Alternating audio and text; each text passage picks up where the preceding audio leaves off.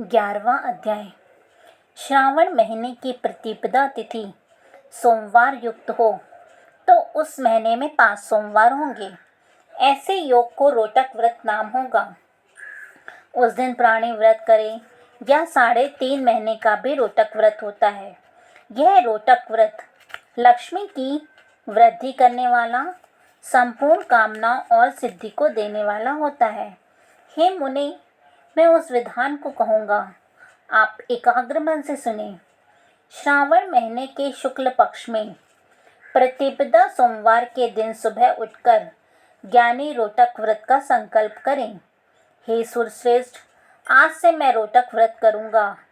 हे जगत गुरु, मुझ पर आप कृपा करें। यो संकल्प कर प्रतिदिन शिव का अर्चन करें। मुख्य रूप से रोटकों का नैवेद्य विशेष समर्पण करें। पुष्पाहार नाम से 5 रोटक बनावें। 2 रोटक ब्राह्मण को उसमें से दें।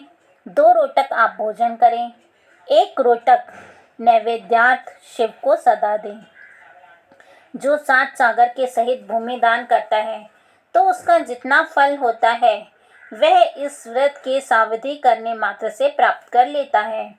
अतुल धनार्थी 5 साल तक इस व्रत को करे।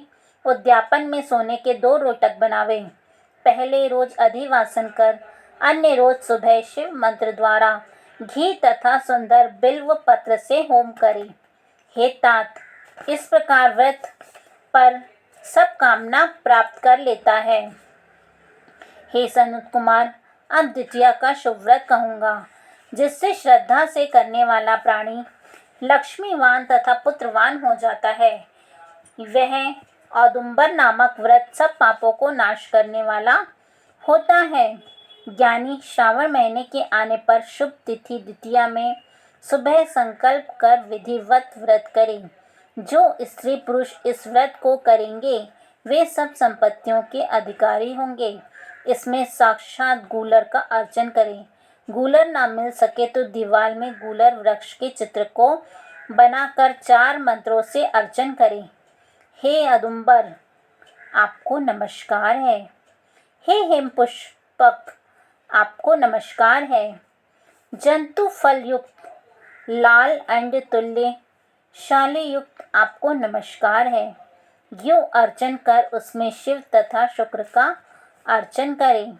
गूलर के 33 फलों का 3 हिस्सा करें, जिनमें से 11 फल ब्राह्मण को, 11 फल देवता को दे और आप 11 फल ग्रहण कर भोजन करें। उस दिन अन्न का आहार न करें। रात में शिव और शुक्र का अर्चन कर जागरण करें। हे तात, इस तरह 11 साल व्रत करें। साल समाप्ति पर उद्यापन करें। विधान के अनुसार ब्राह्मणों को भोजन करावें। हे वत्स, इस तरह व्रत करने जो फल प्राप्त होता है उसको मैं कहता हूँ, सुनो। जैसे ये पेड़ बहुत जीव तथा फलों से युक्त है, वैसे ही साधक बहुत पुत्रों वाला हो तथा उसके वंश की वृद्धि हो। जैसे सोनों के फूलों से युक्त पेड़ है, वैसे व्रती भी लक्ष्मीवान हो। अद्यावधि मैंने इस व्रत को किसी से नहीं प्रकाशित किया। गोपनीय से भी गोपनीय इस व्रत को आपसे कहा। इसमें संशय नहीं करना चाहिए। इस व्रत को भक्ति से करें। 11वां अध्याय समाप्त। धन्यवाद।